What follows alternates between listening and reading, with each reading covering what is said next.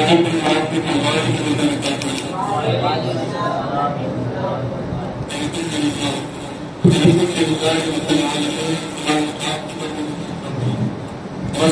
والسلام على سيد الأنبياء والمرسلين أما بعد فأعوذ بالله من الشيطان الرجيم بسم الله الرحمن الرحيم قد جاءكم من الله نور صدق الله العلي العظيم نادى عليا مظهر العجائب تجده أونا لك في النوائب كل هم وغم سينجلي بعظمتك يا الله وبنبوتك يا رسول الله وبولایتک یا علی یا علی یا علی غوث اعظم بمن بے سر و ساما مدد قبلہ دی مدد کعبہ ایمان مدد بگرداب بلا افتاد کشتی ضعیفان و شکسترات و کشتی بحق خواجہ عثمان ہارون مدد کن یا معین الدین چشتی مدد کن یا معین الدین چشتی مدد کن یا معین الدین چشتی۔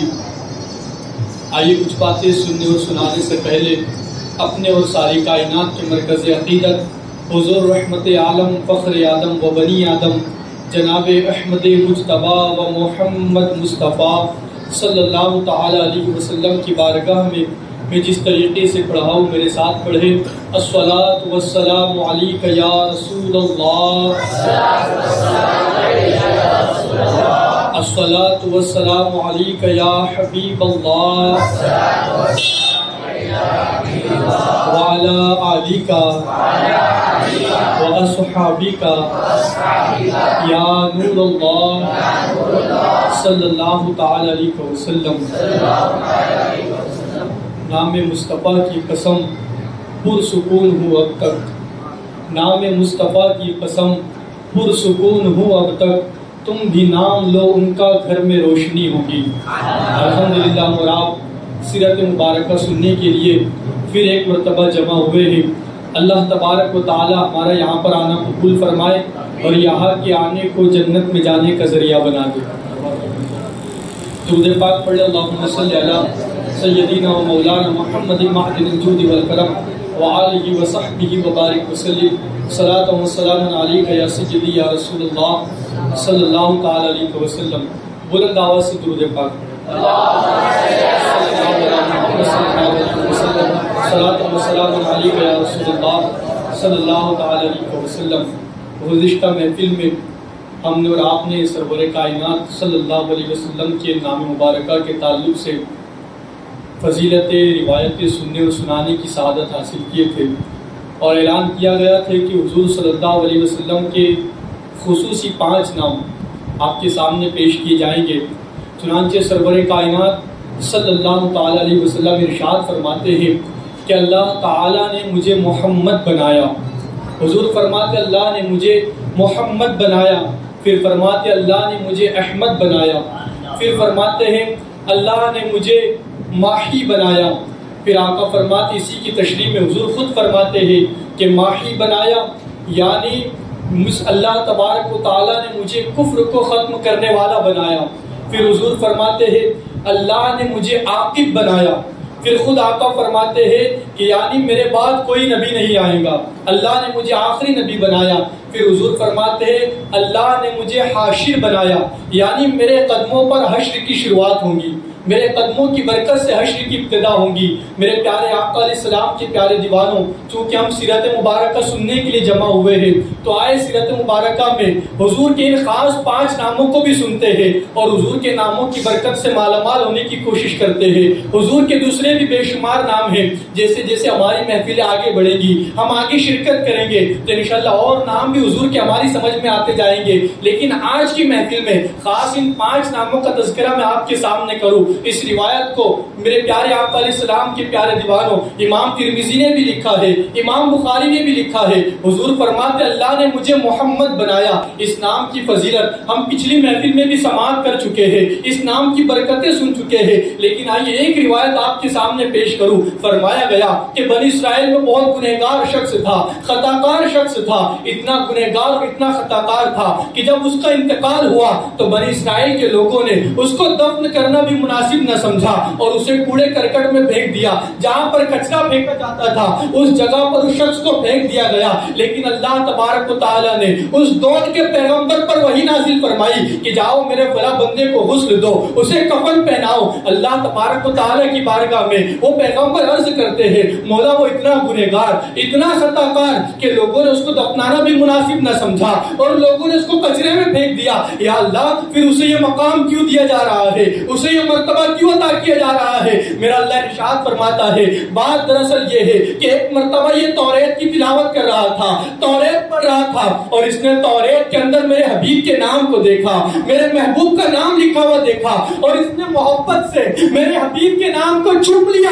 اسی لیے اسے یہ مقام عطا کیا جا رہا ہے. کرے اور پیغمبر کا امتی اور پیغمبر کے ماننے والے اگر حضور کا نام لکھا دیکھے اور محبت سے حضور کے نام کو چوم لے تو انہیں یہ مقام دیا جاتا ہے ہم تو حضور کے امتی ہیں, ہم تو حضور کی امت میں پیدا کیے گئے ہیں. اگر ہم حضور کی محبت میں حضور کے نام پر انگوٹھے چومیں گے سوچو ہمیں کتنا بلند مقام دیا جائے گا, کتنا بڑا مقام دیا جائے گا. یہ نام کوئی معمولی نام نہیں ہے. بلند و افضل و برتر میرے حضور کا نام, بلند و افضل و برتر میرے حضور کا نام, لکھا ہے عرش بری پر میرے حضور کا نام. لیا جو نام محمد تو سانس مہک اٹھی, اے مشک سے بھی معطر میرے حضور کا نام. جو چاہتے ہو محشر میں احترام ملے بڑے ادب سے لیا کر میرے حضور کا نام. انہی کے نام پہ بچوں کے نام رکھ لیجئے, بچائے گا سر محشر میرے حضور کا نام. اور دل رضا سے نکلتی ہے روشنی آصف, لکھا ہے قلب کے اندر میرے حضور کا نام,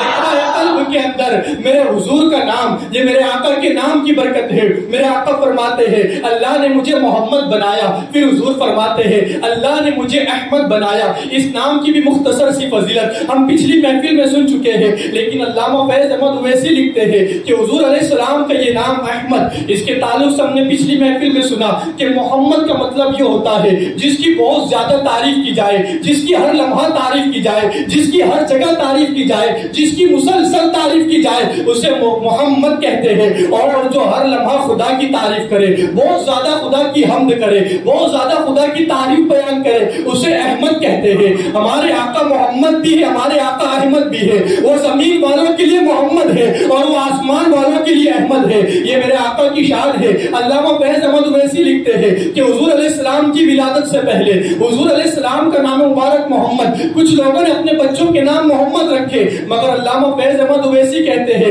کہ احمد نام حضور کے علاوہ کسی کا نہیں رکھا گیا, یہ صرف حضور کا نام رکھا گیا احمد. اور پھر آپ اندازہ کریں کہ دیگر پیغمبران اعظام جو دنیا میں آئے انہوں نے جب اپنی اپنی امتوں کو حضور کی آمد کی بشارتیں سنائی کہ اللہ کے محبوب آنے والے ہیں, اللہ کے حبیب جلوگر ہونے والے ہیں, تو ہر پیغمبر نے حضور کے نام کو یہی کہا کہ اللہ کے محبوب آئیں گے, اللہ کے حبیب آئیں گے اور ان کا نام احمد رکھا جائے گا, وہ احمد ہوں گے. آپ اندازہ کریں یہ وہ نام ہے جس نام سے حضور کو انبیاء پہچانا کرتے تھے. جو حضور کا نام ہے حضور کے علاوہ حضور سے پہلے کسی کا نام نہیں رکھا گیا. آپ اندازہ کریں حضور علیہ السلام کی شان یہ ہے کہ میرے آقا اللہ کی بہت زیادہ تعریف کرنے والے ہیں, اس لیے حضور کو احمد کہا جاتا ہے. حضور کیسے احمد ہے, کیسے اللہ کی تعریف کرتے ہیں, ہم پہلی محفل میں سن چکے ہیں کہ جب اللہ نے اپنے حبیب کے نور کو پیدا فرمایا تو میرے آقا ہزاروں سال تک سبحان اللہ کی تسبیح پڑھ رہے ہیں, میرے آقا ہزاروں سال تحلیل پڑھ رہے ہیں, میرے آقا ہزاروں سال کبھی رکوع کرتے ہیں, ہزاروں سال سجدہ کرتے ہیں, ہزاروں سال قیام کرتے ہیں. ارے میرے آقا حضور اللہ کی کیسی حمد بیان کرتے ہیں, حضور اللہ کا کیسا ذکر کرتے ہیں. آؤ جبریل امین سے پوچھتے ہیں. سیرت الحبیہ کی روایت ہے, حضرت ابو ہریرہ راوی ہے. جبریل امین سے میرے آقا نے پوچھا اے جبریل اپنی عمر بتاؤ, تمہاری عمر کتنی ہے؟ جبریل امین عرض کرتے ہیں یا رسول اللہ مجھے اپنی عمر کا تو نہیں پتا, لیکن میرے آقا ایک تارا میں عرش اعظم پر طلوع ہوتا ہوا دیکھتا ہوں. ایک تارے کو میں نے دیکھا, وہ تارا 70,000 سال میں ایک مرتبہ طلوع ہوتا اور اس تارے کو میں نے 72,000 مرتبہ دیکھا. 72,000 مرتبہ اس تارے کو پر چمکتا دیکھا۔ میرے آقا نے جب یہ روایت سن حضرت جبرائیل کی بات سنے، میرے آقا ارشاد فرماتے جبرائیل خدا کی قسم وہ تارا میں ہی ہوں۔ آپ اندازہ کریں جناب جبرائیل نے عرض کیا یا رسول اللہ 70,000 سال میں ایک مرتبہ میں دیکھا کرتا تھا، میرے آقا اس سے پہلے 70,000 سال آپ کہاں رہا کرتے تھے؟ میرے آقا ارشاد فرماتے جبرائیل 70,000 سال میں اللہ کی حمد بیان کرنے کے لیے سجدے کیا کرتا تھا، تمہیں دکھائی نہیں دیتا۔ آپ اندازہ کریں حضور جب اللہ کی حمد کرتے سجدے میں سر رکھ کر تو 70,000 سال تک میرے آقا سجدہ کرتے ہیں، حضور حمد کرنے والے ہیں۔ اب پتا چلا کہ سرور کائنات صلی اللہ علیہ وسلم اللہ کی حمد کرنے والے ہیں، تو جس طرح حضور ہر معاملے میں سب سے افضل ہے، ہر معاملے میں سب سے اعلیٰ ہے، اسی طرح حضور اللہ کی حمد کرنے میں بھی سب سے افضل ہے، حمد کرنے میں بھی سب سے اعلیٰ ہے۔ اور فرمایا گیا یہاں سے یہ بات بھی پتا چلتی ہے کہ اللہ کا ذکر کرنا، اللہ کی حمد بیان کرنا، یہ بھی سرور کائنات کی سنت ہے، یہ بھی میرے آقا کی سنت مبارکہ ہے۔ ہم دیکھیں کہ ایک عاشق کا طریقہ یہ ہوتا ہے کہ عاشق جب خوش ہوتا ہے تب بھی وہ اللہ کی حمد کرتا ہے، اور عاشق جب غموں میں گرفتار ہوتا ہے تب بھی وہ اللہ کی حمد کرتا ہے، جب وہ کھانا کھاتا ہے تب بھی اللہ کی حمد کرتا ہے، اور جب عاشق بھوکا رہتا ہے تب بھی وہ اللہ کی حمد کرتا ہے۔ آج نہ جانے لوگ کیسے کیسے جملے اپنی زبان سے ادا کرتے ہیں، لیکن ایک عاشق رسول کی شان یہ ہوتی ہے کہ ایک عاشق رسول جب کوئی اچھی چیز دیکھتا ہے یا کوئی اچھی بات سنتا ہے تو عاشق کی زبان سے فوراً سبحان اللہ نکل جاتا ہے، ایک عاشق رسول فوراً ماشاء اللہ کہہ دیتا ہے۔ ایک عاشق جب کوئی گھبراہٹ والی چیز سنتا ہے یا جب کوئی خطرناک بات سن لیتا ہے تو عاشق کی زبان سے فوراً اللہ اکبر نکل جاتا ہے۔ عاشق کی شان یہ ہے کہ ایک عاشق رسول اپنی زبان سے ہر وقت اللہ کا ذکر کرتا ہے، کبھی وہ الحمدللہ کہتا ہے، کبھی وہ ماشاء اللہ کہتا ہے، کبھی اللہ اکبر کہتا ہے، اس لیے کہ اللہ کا ذکر کرنا یہ بھی سرور کائنات کی سنت ہے، یہ بھی میرے آقا کی سنت مبارکہ ہے۔ میرے آقا فرماتے ہیں اللہ نے مجھے محمد بنایا، اللہ نے مجھے احمد بنایا، پھر میرے آقا ارشاد فرماتے ہیں اللہ نے مجھے ماہی بنایا، پھر حضور خود فرماتے ہیں یعنی اللہ نے مجھے کفر کو ختم کرنے والا بنایا۔ آپ اندازہ کریں جب تک سرور کائنات اس دنیا میں تشریف نہ لائے تھے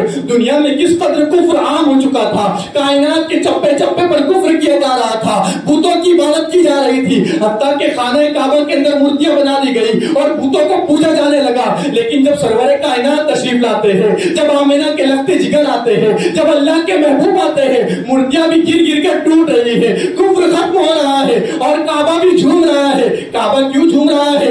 ناریوں کا دور تھا، دن جل رہا تھا نور کا، تم کو دیکھا ہو گیا ٹھنڈا کلیجہ نور کا، تم کو دیکھا ہو گیا ٹھنڈا کلیجہ نور کا۔ کعبہ بھی خوشیاں منا رہا ہے، کعبہ بھی جھوم رہا ہے، حضور آئے کفر کا خاتمہ کرنے کے لیے۔ پھر میرے آقا کی یہ شان دیکھے کہ فرمایا گیا کہ دیگر انبیاء جو دنیا میں تشریف لائے آپ ان کی سیرت مبارکہ اٹھا کر کے دیکھیں، ان کی زندگی کا مطالعہ کرے تو پتہ چلے گا کسی نبی نے جب کلمے کی دعوت دی اور لوگوں کو کفر سے روکنا چاہا تو کسی نبی کے ماننے والے چند ہزار نظر آتے ہیں، چند ہزار لوگوں نے کلمہ پڑھا، کسی نبی کی امت میں چند سو لوگوں نے کلمہ پڑھا، کسی نبی کی امت میں تو فرمایا گیا صرف 80 لوگوں نے کلمہ پڑھا، بلکہ فرمایا گیا کچھ پیغمبران اعظام قیامت کے دن اس حال میں آئیں گے کہ ان کا ایک یا دو امتی ان کے ساتھ ہوں گے، ایک یا دو امتی کو اپنے ساتھ لے کر کے آئیں گے، لیکن قربان سرور کائنات کی عظمت پر، قربان میرے آقا علیہ السلام پر کہ فرمایا گیا جب میرے آقا دنیا سے ظاہری پردہ فرمانے والے تھے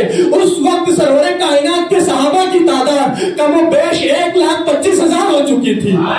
جس وقت حضور دنیا سے ظاہری مثال فرمانے والے تھے اس وقت میرے آقا کے ماننے والے کلمہ پڑھنے والے کم و بیش 1,25,000 تک پہنچ چکے تھے۔ آپ اندازہ فرما اس وقت اگر 1,25,000 کی قریب تعداد پہنچ چکی تھی تو 1400 سال میں میرے آقا نے کتنوں کو کفر سے بچا کر ایمان کی دولت دی ہے، کتنوں کو کلمہ پڑھایا ہے۔ ہمیں کلمہ پڑھانے والے بھی سرور کائنات ہے، آپ کو کلمہ پڑھانے والے بھی سرور کائنات ہے۔ حضور کا کرم ہے کہ ہم کلمہ پڑھتے ہیں، یہ حضور کا کرم ہے کہ ہم ایمان والے ہیں، ہمیں ایمان کی دولت دینے والے بھی حضور ہیں، ہمیں کلمہ پڑھانے والے بھی حضور ہیں۔ اگر حضور کا کرم نہ ہوتا، ہماری زبان پر کلمہ نہ ہوتا، حضور کا کرم نہ ہوتا، ہمارے دل میں ایمان نہ ہوتا، حضور کے کرم نے کلمہ دیا ہے، حضور کے کرم نے ایمان دیا ہے، اور حضور ہی کا کرم ہے جو اس محفل میں سجانے کی ہمیں توفیق دی ہے، حضور کے کرم نے اس محفل میں بلایا ہے۔ تو بہر کے بات دور نہ نکل نکل جائے. میرے آقا ارشاد فرماتے ہیں اللہ نے مجھے ماحی بنایا یعنی کفر کو مٹانے والا بنایا. پھر میرے آقا ارشاد فرماتے ہیں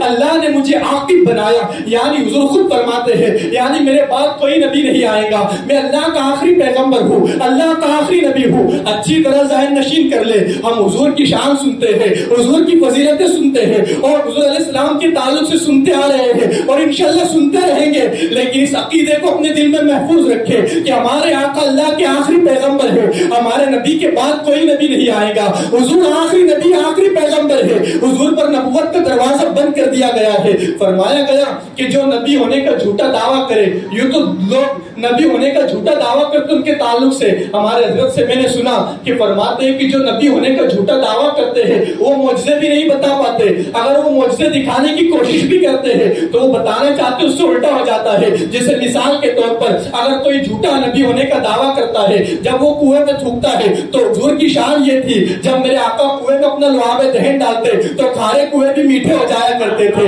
کنویں کا پانی اوپر آ جایا کرتا تھا. لیکن جو جھوٹا نبوت کا دعویٰ کرتا ہے جب وہ اپنا تھوک کنویں میں ڈالتا ہے تو کنویں کا پانی کڑوا ہو جاتا ہے. جو جھوٹے نبوت کا دعویٰ کرتے آج کے دور میں بھی, یا جو ذلیل غلام نام کے لوگ اٹھتے ہیں اور جو نبوت کا دعویٰ کرتے ہیں وہ معجزے دکھا نہیں سکتے, لیکن اس عقیدے کو یاد رکھے ہمارے آقا آخری پیغمبر ہے. اب اگر کوئی نبوت کا دعویٰ بھی کرے تو فرمایا گیا کہ اگر نبوت کا دعویٰ کرنے والے سے ہم نے یہ کہا کہ اگر تم نبی ہو تو کوئی ثبوت بتاؤ, کوئی پروف پیش کرو, تو فرمایا گیا کہ پروف مانگنے والا, ثبوت مانگنے والا بھی اسی وقت اسلام کے دائرے سے نکل جائے گا, وہ بھی کفر کے دلدل میں چلا جائے گا. اس لیے ثبوت بھی نہ مانگا جائے. میرے پیارے آقا علیہ السلام کے پیارے دیوانوں, فرمایا گیا حضور آخری نبی ہے, حضور کے بعد کوئی نبی جلوگر نہیں ہوگا, حضور پر نبوت کا دروازہ بند کر دیا گیا ہے. پھر میرے آقا ارشاد فرماتے ہیں اللہ نے مجھے عاقب بنایا. پھر آقا فرماتے اللہ نے مجھے حاشر بنایا ہے یعنی میرے قدموں پر حشر کی ابتدا ہوگی, میرے قدموں کی برکتوں سے حشر کی شروعات ہوگی. آپ اندازہ فرمائے اللہ نے حضور کو حاشر بنایا, حضور سے کیسے شروعات ہوگی؟ تو فرمایا گیا تفسیر روح البیان میں علامہ اسماعیل حقی لکھتے ہیں کہ سرور کائنات صلی اللہ علیہ وسلم کو میدان محشر میں سب سے پہلے بلایا جائے گا جب اللہ کی مرضی ہوگی, اس کا حکم ہوگا. اللہ تعالیٰ اپنے حبیب کو قبر انور سے اٹھائے گا اور میرے آقا خود ارشاد فرماتے ہیں جب قیامت کے دن مجھے میری قبر سے اٹھایا جائے گا تو آقا فرماتے میں اس حال میں اٹھوں گا کہ میرے ایک ہاتھ میں ابو بکر کا اور دوسرے ہاتھ میں عمر کا ہاتھ ہوگا, اس شان سے میں قبر سے اٹھوں گا. پھر میرے آقا فرماتے ہیں کہ اللہ تبارک و تعالیٰ حضور کو ایک لباس عطا فرمائے گا. میرے آقا اس لباس کو زیبتن فرمائیں گے. فرشتے کہیں گے حضور چلیے میدان محشر کی طرف چلیے. میرے آقا ارشاد فرمائیں گے پہلے اہل بقیع کو بلایا جائے, جنت البقیع جو مدینہ شریف کا قبرستان ہے وہاں کے لوگوں کو بلایا جائے گا. جتنے صحابہ وہاں آرام فرمائے وہ بھی سرور کائنات کے قریب تشریف لے آئیں گے. پھر میرے آقا ارشاد فرمائیں گے جنت المعلا سے بھی بلایا جائے, وہاں کے لوگوں کو بھی بلا لیا جائے گا, حتیٰ کہ اولیاء کو بھی بلا لیا جائے گا, صالحین کو بھی بلا لیا جائے گا. اور اس شان سے میرے آقا میدان محشر کی طرف جا رہے ہوں گے کہ میرے آقا براق پر سوار آگے آگے چل رہے ہوں گے اور اہل محشر حضور کے پیچھے پیچھے چل رہے ہوں گے. اس شان سے میرے آقا میدان محشر کی طرف جائیں گے. اب آپ اندازہ کریں جب حضور میدان محشر کی طرف جائیں گے تو ہم غلامان محمد ہیں, ہم جب حضور کو میدان محشر میں آتا ہوا دیکھیں گے تو ہم کیا کہیں گے؟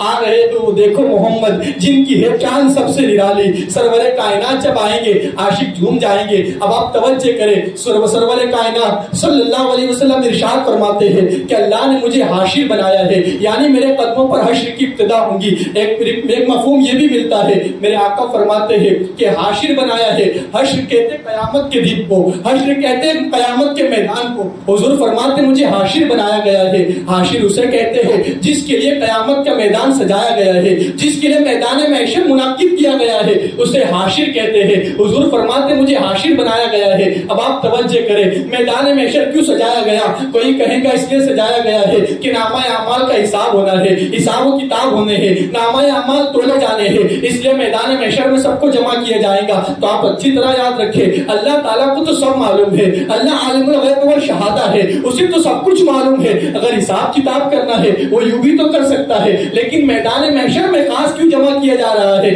میدان محشر میں کیوں بلایا جا رہا ہے؟ تو دراصل دراصل بات یہ ہے کہ میدان محشر میں کیوں بلایا جا رہا ہے؟ میرے آقا ارشاد فرماتے ہیں کہ اللہ تبارک و تعالیٰ نے مجھے حاشر بنایا ہے، اور حاشر کا مطلب یہ ہوتا ہے جس کے ذریعے سے حشر قائم ہونے والا ہے، جس کے قدموں سے حشر کی ابتدا ہونے والی ہے۔ اب حضور علیہ السلام کی اس فرمان کو سمجھتے ہوئے یہ بات بھی سمجھتے چلے، میرے آقا فرماتے قیامت کے میدان میں میں تم سب کا سردار ہوں گا۔ حضور فرماتے قیامت میں تم سب کا سردار بنایا جاؤں گا۔ اب سوال یہ پیدا ہوتا ہے، حضور تو آج بھی ہمارے سردار ہے، حضور تو ابھی بھی ہمارے سردار ہے، آپ مجھے بتائیں کہ حضور کو ہم آج سردار نہیں مانتے؟ کیا آج آقا نہیں مانتے؟